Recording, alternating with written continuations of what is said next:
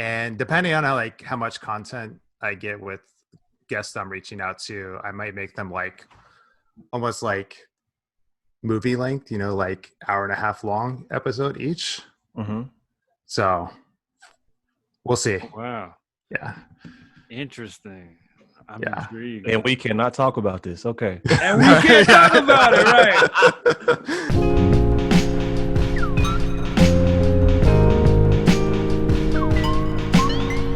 Yo, welcome to Beers and Bars. Your place for rapid fire hip hop discussion and, of course, great beer. I am Kamal Kiddo. OT the Golden Child. Thank y'all for checking out last week's episode. Big shout out to the homie Fillmore Green. Fillmore Green. Philly. Yeah, I told a story on the show how, hey, Fillmore, we was actually supposed to be doing your episode, well, talking about your album anyway with our homie Matt Linder, but when you reached out literally 2 days before the show was going to be recorded, you know what I'm saying, I was like, Matt, we going to just talk to him about his album and do like a one-off. So here's Matt Linder here with us today.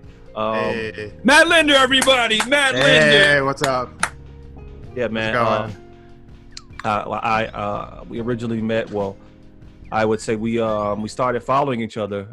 Matt formerly had the podcast Music L Podcast, which was which was also like a narrative style joint where you guys, you guys did a lot of different things on there. Of course, you had beer, which is why you're here today because you can talk about music and beer and just an overall good dude. So yeah, man. Yeah. Thanks for having me. Have you, man. Glad to have you. Yeah, it was awesome having you guys on my former podcast and exactly be here with you.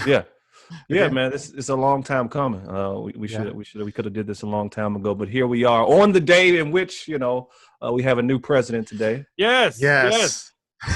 So that's Praise God. Biden and Kamala. Yeah. Yep. All right. So what we drinking first? What we drinking? Okay. Well, you know what, Matt, you are where are you stationed at? Where are you located right now? Where are you? I'm in Sacramento. Yeah, Sacramento, California, capital city. We're gonna kick it to you. We're gonna kick it to you first as far as what we're drinking this week. So you go ahead. Yeah. So I have a beer from Urban Roots Brewery in Sacramento, and it's called Playground Tactics. It's a hazy IPA. And Tactics is part of their single hops series that they're doing. But this one, funny enough, has 2 hops in it. So I believe it's Galaxy and Citra hops in this. So I thought it was fun. It's the only Black-owned brewery in Sacramento. Nice. And they also recently did a collaboration with Crowns and Hops. Nice. So I need to pick up that beer also. I didn't You know what? Yeah, man. So have you had that beer that you're having right now? Have you had it before? I have not had this, but I've had other beers from Urban Roots. They're really, really, really cool brewery space that they have. Really good beer. I ain't gonna lie to you, man. We might have to figure out a situation where we ship to you some Chicago beer, and you can give and ship to us some Crown and Hops joints. Because I still haven't had any of their beer. I forgot where what is the, I'm going to sound like an idiot. What is it? Is it, where can you get like a bunch of different beers? Is it Craft King? I forgot which one, what it's called. Like, Craft Kings? Yes. I know I can get some from there, but I just want to try their beer in general, man. Because I like what they're doing for the culture. You know what I'm saying? Yeah. So. I've only tried one of I did their Black People Love Beer. Beer. And I was able to get that because it was I went to San Francisco last year in February before the pandemic started. Right. And so they had just released that, and there was a bottle shop that was kind of near my hotel that I walked to, and I was able to pick up there, and that's able to try it out. So, okay. Yeah. Today I have On and On, which is a collaboration between Revolution Brewing and Half Acre. Kamal, I have yours right here in a bag underneath me. I will be meeting up with you at some point and giving you your beers, I promise. This is an Imperial Rye Porter aged in bourbon barrels. This joint is at 14%. And I'm going to go ahead and be nice here and read directly from Revolution. So, again, this is a collaboration between Half Acre and Rev Brewing. Forged from the wood with our comrades at Half Acre. On and On Part 1 is a celebration of friendship, persistence, and reviving power of time. This Imperial Porter, laden with 3 kinds of rye, generally roasted chocolate malt, grew and changed over a year in Willette. Ooh, okay. Barrels and was reborn bold, balanced, and endlessly refreshing. So, and this joint, I don't think it dropped yet. I don't know. So this is an exclusive on the show. I think it either is out this week or is coming out soon. So shout out to John, always supporting the show. So this is an official exclusive. Yeah, man. I don't know if I was supposed to crack mine yet, but you know. Oh no, we cracking it. All right, go ahead. I cracked mine. I'm feeling the body on that joint too, Matt. So that looks y'all seen good. This? Y'all seen this before on the show? Classic. Yeah. This is Revolution Brewing. What is this joint? Tropic-Hero, right? Tropic-Hero double dry hop. How do you still have these joints, dude? Man, this is actually my last one. I said, you know what? Let me go ahead and kill this. This is my last one. But this is a double dry hop, hazy, hazy IPA. This is 7.6 ABV. Okay. That is cheers, what's up, gentlemen. Man. Oh yeah, let's toast it up here. I'm gonna tell you right now. This beer is amazing. It is definitely super roasty. It's definitely chocolate throughout, and it's smooth. It's not like most porters that I've had are like super straightforward. I've never had a bourbon barrel aged porter. I've only had mostly stouts that are done that way. You know, even though porters kind of are I don't want to say original stout, but they came before. But, you know, this joint is good, man. I'm feeling it. So, yeah.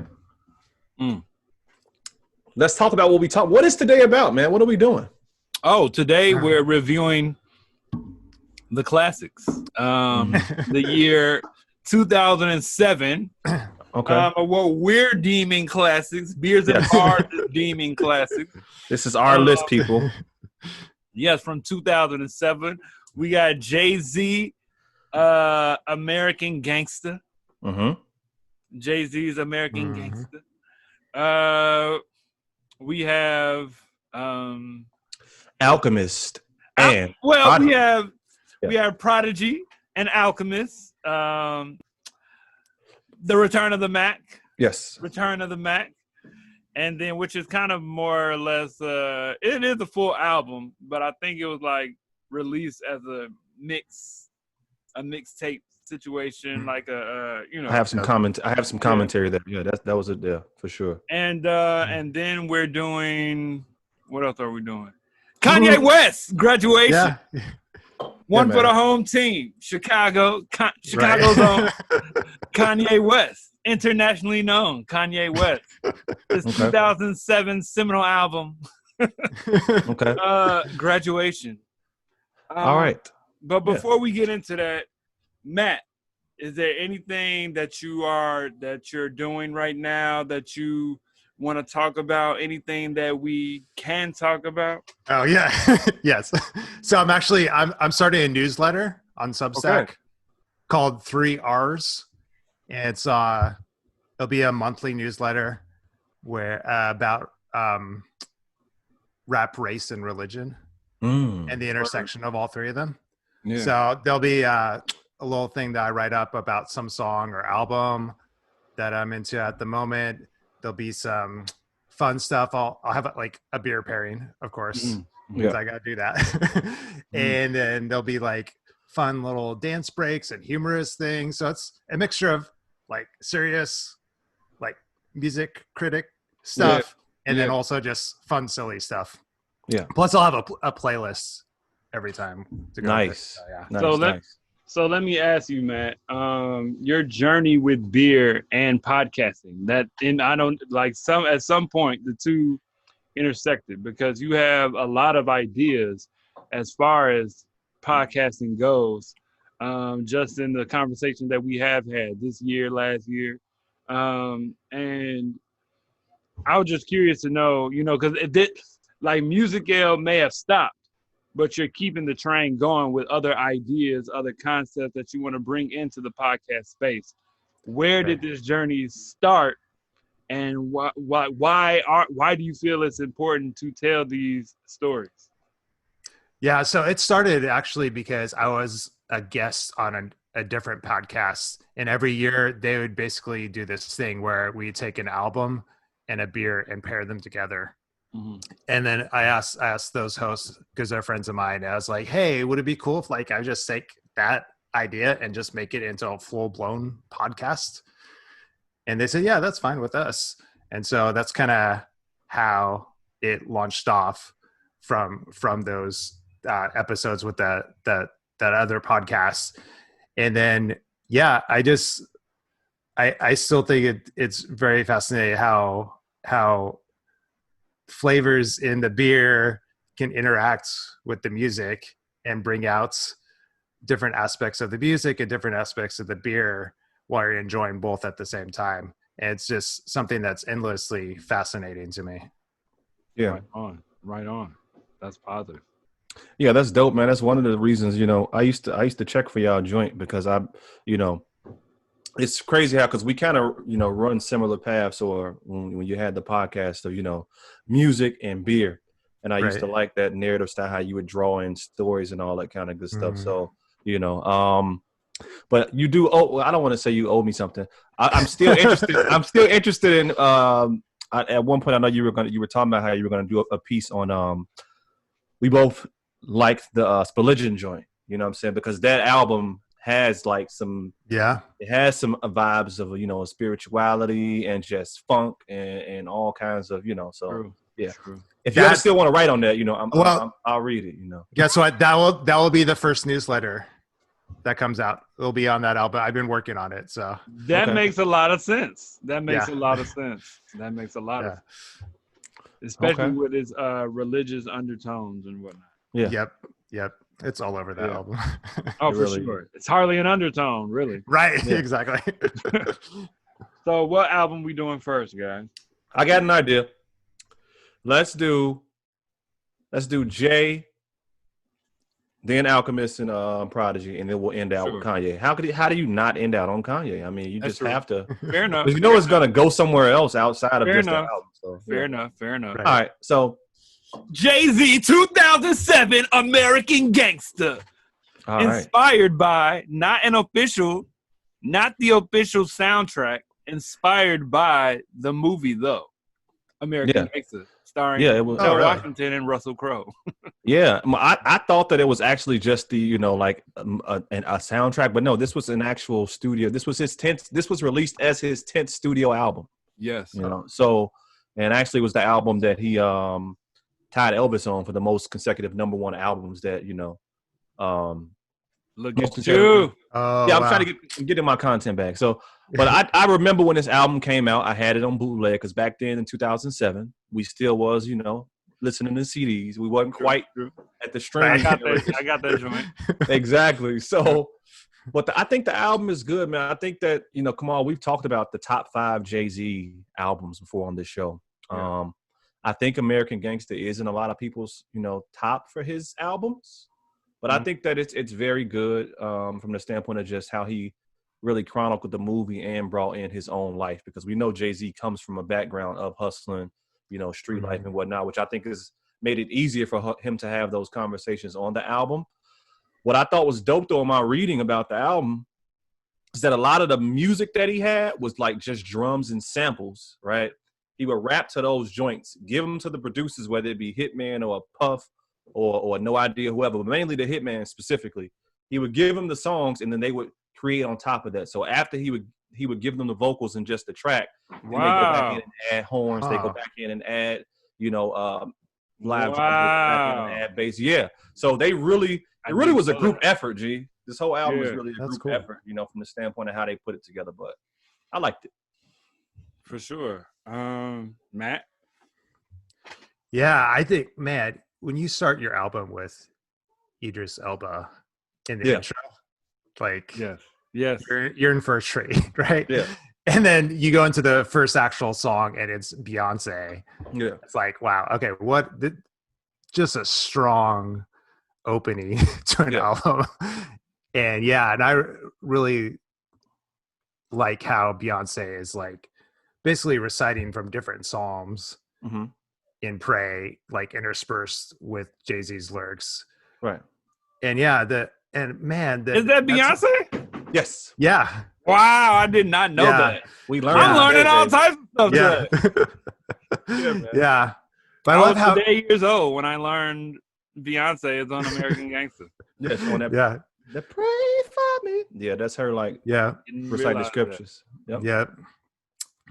Yeah, and I love how like chaotic that vocal sample is too. Yeah. It just has so much energy and life. And yeah, that's just the I guess I mean the one criticism I have is like it starts out really strong and then as you get to the later half of the album, it's not as strong. Yeah. It's kind of like diminishing returns as you go later on.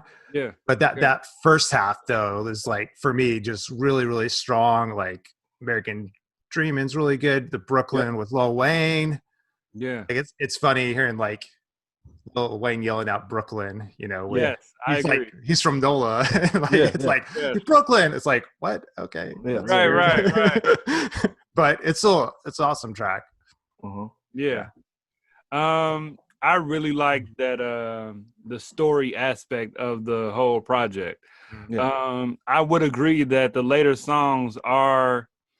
some of the later songs aren't as strong. It did feel long at a certain point, but I think it does do well with stringing his story of an American gangster together. It starts with Pray. Like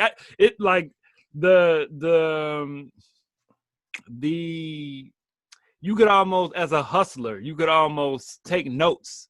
You know, it's a cautionary tale. You know what I'm saying? This is one of his few concept albums. It's really a concept album. Let's see what's going on here. You know, you got Pray for him, Into American Dreaming, you know, the American dream, this idea. And he goes through the party life and all of this other stuff and, you know, all of these trials and tribulations to get to Fallen, you know, which I don't actually think is, you know, now, first of all, I did that sample before and I think I might have done it better, but, but so I have, you know, mixed feelings about the song, but I think that, you know, it's interesting that he has success and then Fallen, you know, so he's done all of this, say hello to the bad guy, you know, all of this other stuff, is all this victorious stuff, cautionary tale, and then he falls at the end. And, you know, the whole story I enjoyed.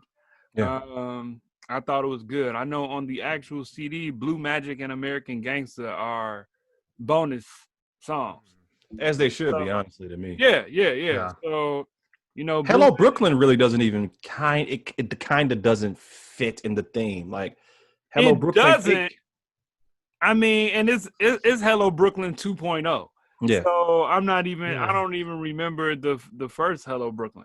Yeah, exactly. But and you know, I don't know, man. I don't know. Check your content bag, OT. Maybe you got some information on that. I don't know. I don't.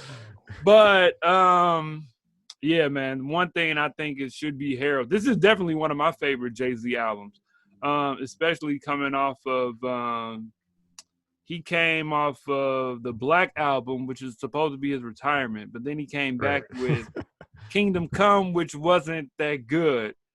And then Volume 3. This before or after Volume? No, you're right. Volume 3 was 2008, I believe, or something. I don't remember. I know not Volume 3, but whatever that joint was with the Rihanna song. It might have been Blueprint 3.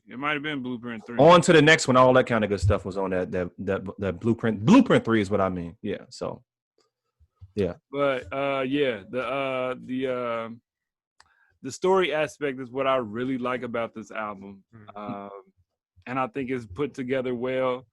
There are some later songs that's kind of to Matt's point. Yeah. All together, I think it's a good project. Yeah. Good project. Look, I'm gonna tell you like this. Party Life is my joint to this day. That's just some Like, we don't even need no beer. Like, where's the Merlot? You know what I'm saying? That's some Merlot drinking, champagne. Success with Nas. I think Success, No ID. Shout out to No ID, produced that joint. Ignorant Shit with Benny Siegel, I think was good. Yep. By, That's one of my favorites. Yep, that one's good. Yeah. I Know is just Neptune's, classic Neptune. Oh, yeah, and I know. Yeah. I forgot all about that. A lot of these songs I have forgotten all about. Yeah. Oh, yeah. Like, yo, oh, okay. Yeah. Let's go ahead and go. Let's take it out. Let's take it to the East Coast, man. Rest in peace, Prodigy, huh? Yeah. Stay on the East. We stand on the East. Oh, you know, yeah. What am I talking about? Yeah, that's the 14% Porter people. Yeah, man. Yeah, R.I.P. Prodigy. I'm gonna start this one. I picked this one. When this dropped, this was definitely in heavy rotation for me. I'm a big fan of Alchemist and what he does in sampling. Of course, I check for Mobb Deep. You know what I'm saying? I check for P. But I thought that this was brought together well by Alchemist. I liked most of these songs. There might be maybe one or two tracks that I was like, it's all right. But I thought that it paints the picture of street life in New York specifically. Yep. Very well. I got 11 Mac 11s, 38, 38, 99, 10 Mac 10. The shit never ends. It's like, what? It's like, yo, he's got some good songs on here. Stuck on You. That's the one for me. The Rotten Apple is good. Take it to the top. Bang on Them. Legends. It's a lot of good songs on here that are brought together mainly by Alchemist. But I think that it's a good project for P as well. Lyrically, I just think he's good at, I know people that say, Prodigy can't rap because he doesn't always rhyme. But he doesn't always rhyme at the end of the bar. He doesn't. It's like, wait a minute. He doesn't, but that's okay. He's painting a picture for you. You know what I'm saying? That's the one thing, it just sounds good. It sounds good, and he's giving you his voice has emotion in it already. You know what I'm saying? I always think about the last track on HNIC where he's talking about him having sickle cell. Yeah. You know what I'm saying? And how is, you know what I'm saying, your pain is emotion, mine is physical. You know what I'm saying? This is real for him. And so his voice being able to emote those feelings, you know what I'm saying? And even on this project, he don't have the rhyme. You don't have the rhyme. You know what I'm saying? It sounds good without the rhymes. Sounds good with or without.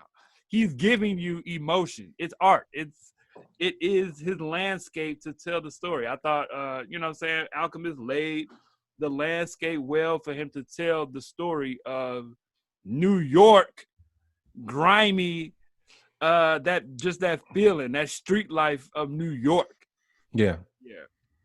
This is quintessential, just straight. Like you listen to some of these joints, it's gonna make you, if you're not used to this, it's gonna make you feel like uncomfortable. Like I was in a gym, a little bit.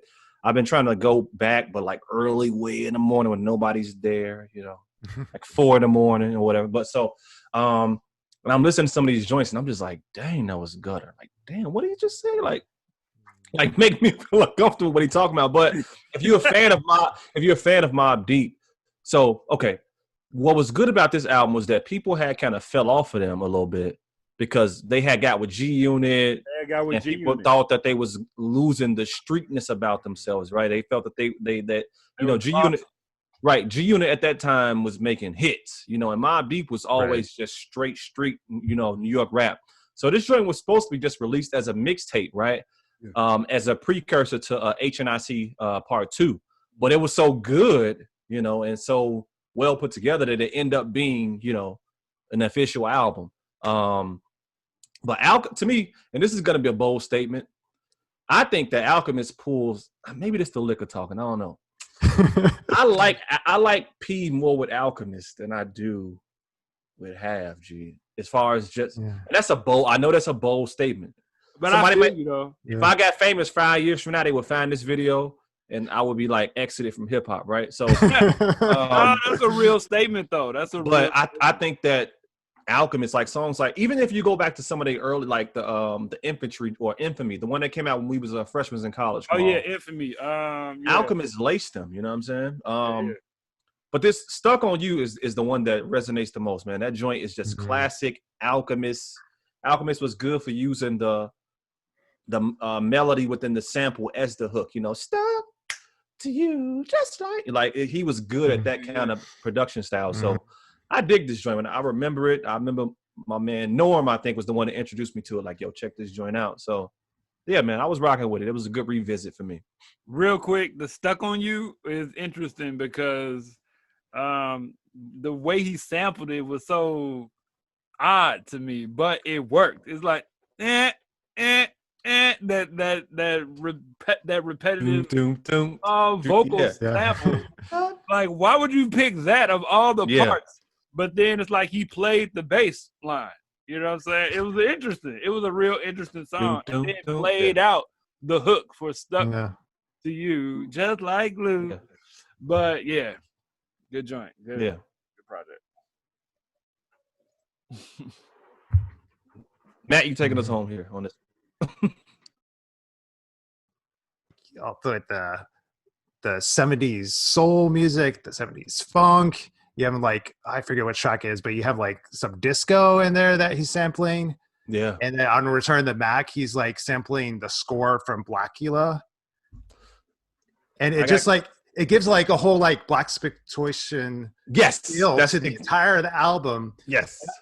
And I was like, man, this is just like so like film noir, and it's gritty, it's grimy, and like I feel like I am in New York, which is super interesting. Like for an album in like 2007, a hip hop album, where like, you know, there'd been like 10 years, especially after Tupac and Biggie, like everyone was getting away from their like regional, like East Coast, West Coast, South, you know, and like, you know, like we just had the last album, we had Lil Wayne yelling Brooklyn, you know, and like everyone's getting away from that. Like, you know, it's more like a collective thing instead of like repping. I mean, sometimes, you know, like there's reps of like where your region is or where you're from, but there's more like, you know, hey, we're more popularizing in the American imagination, hip hop. And like to have an album in 2007 that's like all about a specific city. Yeah. It's just so like out of the norm. Yeah, man. And you're right, because the whole intentionality of that, you know, that's the whole thing as far as Return of the Mac. You know, Mac was something that was dubbed in the 70s, you know what I'm saying? Like somebody being a Mac, which is why some of the samples did focus, even the, you know, the skits focused on the whole blaxploitation era, you know what I'm saying? As far as those kinds of films, you know, Return of the Mac, you know, and all that. So that was dope how they kind of brought all that in together, man. Yes, so yes. Alchemist, man, look, Alchemist, dude, man, look here. Yeah, Alchemist is one of, look, I love, and I think Alchemist is like actually originally West Coast, right? Like he's a yeah. From LA, yes, with Dilated Peoples. Yeah, man. Evidence in them. Yeah. For sure. All right. That was Alchemist and Prodigy. Return of the Mac. Let's go ahead and let's do 2007 Kanye West. His third album, Graduation. Yeah, man. Midwest. Who wants to go? Who's gonna? Matt, you haven't started yet, so Matt, okay, you know what? We gotta kick it to you. So the last album of the College trilogy. There you go. Yeah. And before Ye and Jesus is King, this for me was bottom of the list on Kanye albums. Graduation? Okay. Yeah. Graduation was bottom of the list. I know for most people that's probably Yeezus is bottom of the list, but I actually really like Yeezus. Hey, let's go. Yeah, like there's some great production and great album. But man, the thing, it's such a mixed bag, this album for me, because the hits, like bang, they go hard, and then the misses like really miss for me. But like Stronger, like using like, oh my gosh, that song is just so good. And Good Life, Can't Tell Me Nothing. Yes. The Glory, Flashing Lights. Man, I remember hearing that on hip hop station here in Sacramento, and like even hearing it on like the pop station, the top 40 station, and like I had no idea it was like Kanye, because so pop.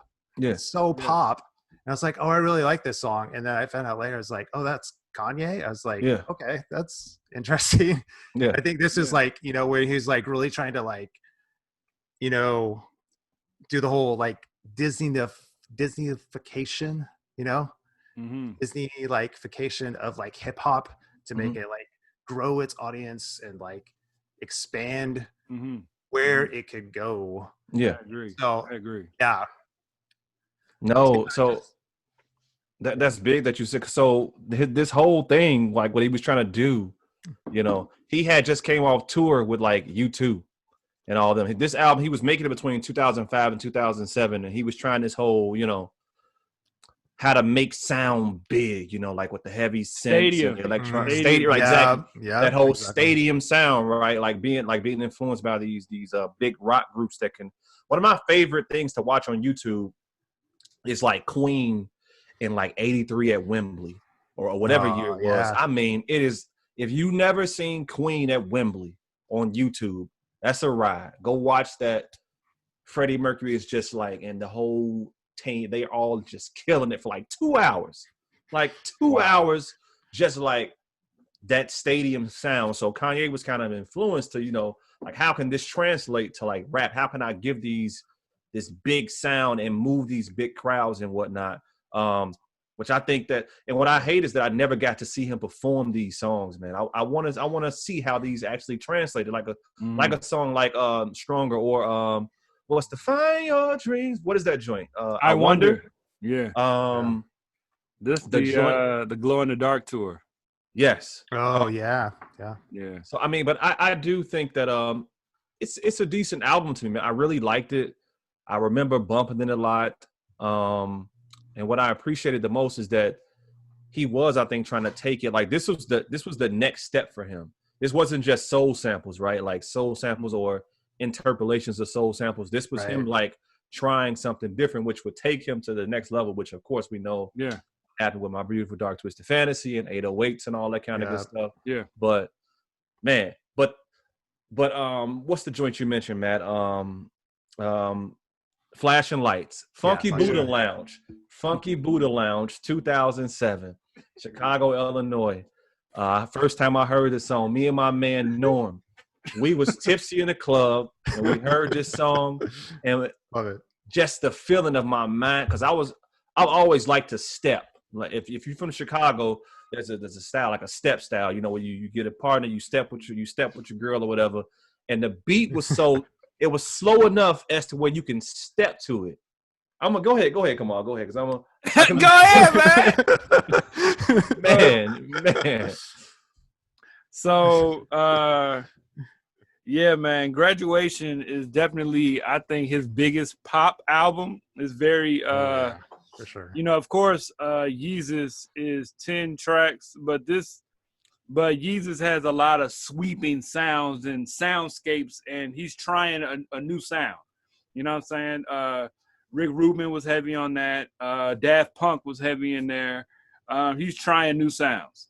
Yeah. But this album is very stripped down, straightforward Kanye. There aren't your you know, like on A Devil in a New Dress, he has the 3 minute, 5 minute, or whatever it is. Guitar sample, whatever. Guitar breakdown. You know, it's none of that on here. You know, it's just straightforward songs.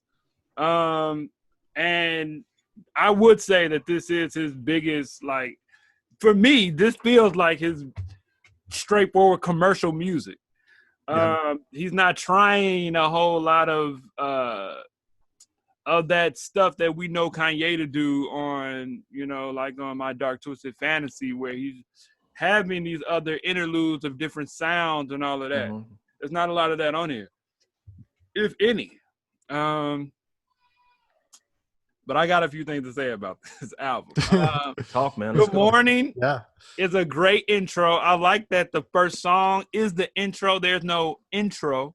There's no track titled intro. It comes in and it feels like an intro. This is Good Morning. On this day we become legendary. You know what I'm saying? It ends with Big Brother, which feels like an outro. And I'll come back to that. I'm going to put a pin in that and I'm going to come back to that. Okay. There are some very, like Matt said, there are some very, very strong songs on here. Like the song, like starting with Stronger, I Wonder, Good Life, Can't Tell Me Nothing. Like that run of songs is killer. Barry Bonds is good too. You know what I'm saying? Barry Bonds is good. Hey, he's rapping on Barry Bonds. Oh, for sure. But it's not as like commercial as these other run of songs. Yeah. Can't Tell Me Nothing is still one of my number one Kanye song. Number one. Kanye, the song embodies who Kanye is. You know what I'm saying? It embodies who Kanye is and what his music is. Can't Tell Me Nothing is the perfect song. I do think Drunk and Hot Girls is a filler. And I think the song is cool. I think the song is cool. Yeah. I think the song is Kanye, but I think the song is unnecessary. You know what I'm saying? I think it's interesting that Mos Def is on it. I think that's funny that he would be on a song called Drunk and Hot Girls. But but you know, I mean, overall, it's Fat Booty. Right. So Everything I Am, I really like. The Glory, Homecoming. If you know Kanye, if you're familiar with his music, you know he did this song with a whole different beat on his earlier demos before College Dropout dropped, and he decided to put it on this joint. Can I put a pin there? Come on, which one is better though? Which one is better? Do you think? The original one that people probably don't even know about from 2002 if you're only from Chicago. I really like that sample, so I really like that song, but I'm not mad at this song because this song. That's what I'm saying. It's I'm big, not mad it's at beautiful. the song, but I do from, like the other song. I do like okay. the original song. Okay, I'll give you that. All right. He got a couple of tracks on here. Well, at least that one, and I think a verse in Everything I Am I've heard on like an earlier song somewhere, earlier demo somewhere. Shout out to Common for not picking this beat along with Glory. So Everything I Am. It was the Everything I Am. Glory too was supposed to be both of those joints was supposed to be for Common for Finding Forever. Huh. Word. Now, and Flashing Lights, my God, Flashing Lights was the first time I saw that video. I'm like, whoa! I was like, whoa! This is kind of crazy, but I dug it. I like what he was doing, and that's all I need. I really like I Wonder. I Wonder is one of my favorite joints off this project. But now I've listened to Big Brother now. At least, you know, I've listened to coming up to listening to reviewing this project or talking about this project. Yeah. I've listened to the album at least 3 times. Mm-hmm. And every time I hear Big Brother, you know, I'm like, yo, let's keep it real. This is a diss track. This joint sounds like a diss to me. Ooh. Nothing in this song is complimentary until the end. You know what I'm saying? Everything's like, man, I did a song with Coldplay. Now he want to do a song with Coldplay. You know what I'm saying? I said something to Jay Brown. I should have known I was going to come back around. You know what I'm saying? Like, everything like, man, I got signed to rock. I thought I was about to go to the concert and do my thing. Nah, bro, you could buy 2 tickets. You know what I'm saying? It's like, dang, G.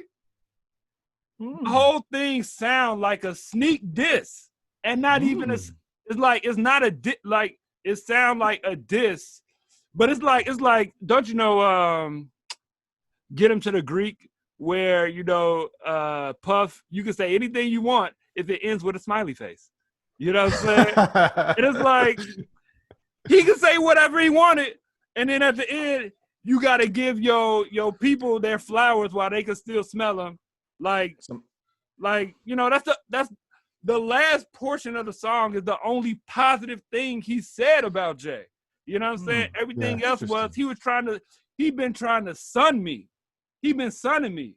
You know what I'm saying? He been sunning me. The whole song, he's getting sunned. I hear you, Kamal. Okay. And then G, I'm like, bro, this is a diss, really, G. He is unhappy. He's unhappy with his situation over here. Jay, why you treat me, bro? What? These are all the feelings he had, and you know what? I'm gonna just put them on a record, and then I'm gonna say, but that's my man's though. You still my man's though. Wow. You know what I'm saying? How that joint came. I mean, every single time, that's how it came off for me. You know what I'm saying? It's jarring. Like, think about it. When you first hear it, it's jarring because, wow, he talking about Jay-Z for a whole song. You know what I'm saying? This song is dedicated and about Jay-Z. Big Brother is about Jay-Z. But he is, I mean, I guess you could look at it like, okay, he is the little brother. You know what I'm saying? And so maybe he just feel like he little brother, so he got little brother raps. You know what I'm saying? But he a star in his own right at this point. You know what I'm saying? And it's the last song on Graduation, his stadium album, right? Stadium sounding album, Glow in the Dark tour. Is he performing this? I don't even know if he's performing this song. Supposedly, you know Jay-Z got emotional listening to this. Okay, and I'm sure he did, because he probably felt like, dang, G, is this how I was treating? Is